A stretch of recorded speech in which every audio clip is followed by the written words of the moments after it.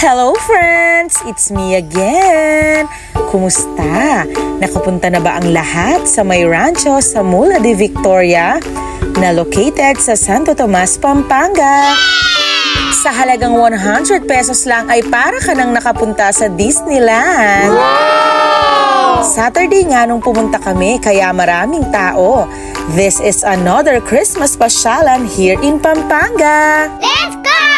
Excited nga ang mga bata dahil lagi itong dumadaan sa wall ko kaya sabi ko mapuntahan nga since malapit lang naman. Iniwan muna namin ang nakaka-stress na baha.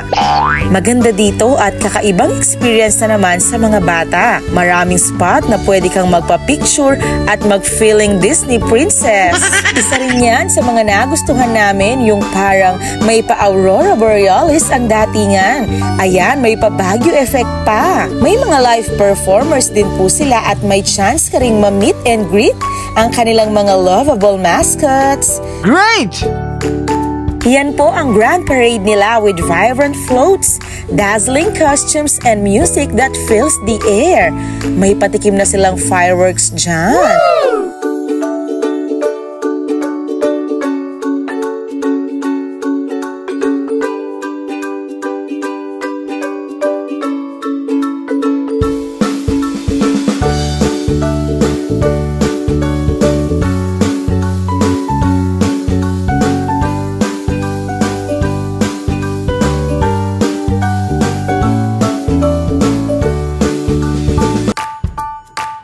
Napakagandang pagmasdan. Talagang magical ang gabi.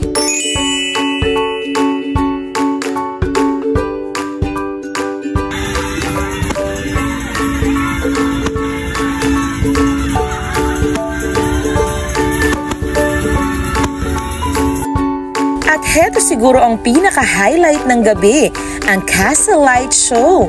Ang gaganda ng mga lights and effects na sinasabayan pa ng music na napaka-magical talaga. Sumasabay nga kami sa mga Disney music dyan. Pang Disneyland ang atake. Wow! Sino ba namang hindi mapapakanta ng A Whole New World?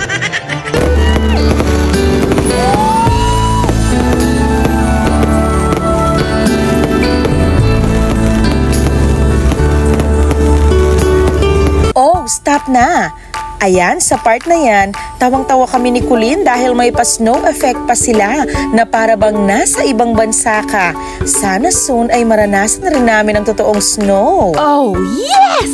May food park din sila dito at marami kang pagpipilian ng mga pagkain. May inflatable din silang palaruan para sa mga kids.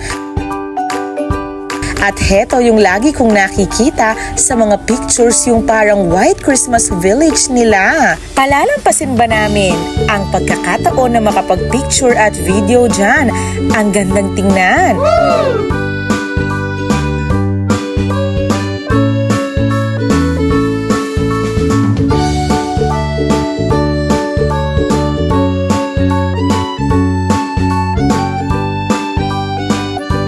Akong bata, oh.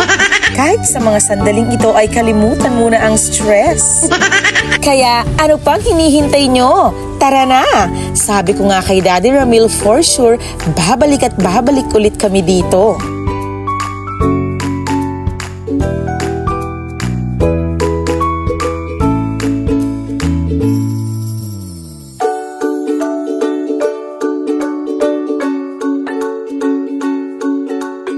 Siyempre, kapag pumunta kayo ay magbaon ng maraming pera para mas lalong masaya.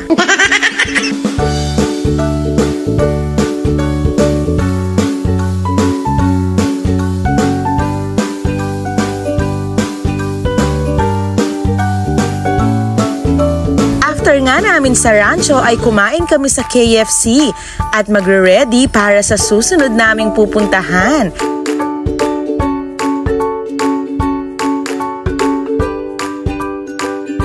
At ayan, pumunta nga kami sa may Mega World Capital Town sa San Fernando. Wala pong entrance fee dito at tiyak na mag-e-enjoy din ang lahat. Sulitin na natin ang paggala. Palakad-lakad sa may damuhan at ayan, mag-enjoy kasama ang mga bata. Woo!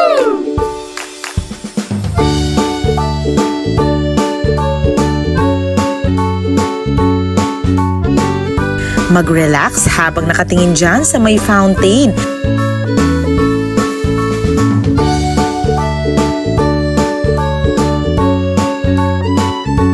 Siyempre, again, magbaon ng maraming pera para masaya. May food park din sila dyan at marami ring food na ino-offer. Lakad-lakad lang muna kami. Tapos, ayan, mawawala ba naman ang paglalaro ni Rayray? Ang saya-saya niya habang tinitingnan namin at pinapanood namin siyang naglalaro. Pahalagahan ang bawat oras na kasama ang pamilya dahil sila ang nagbibigay lakas at inspirasyon sa atin para magpatuloy sa buhay.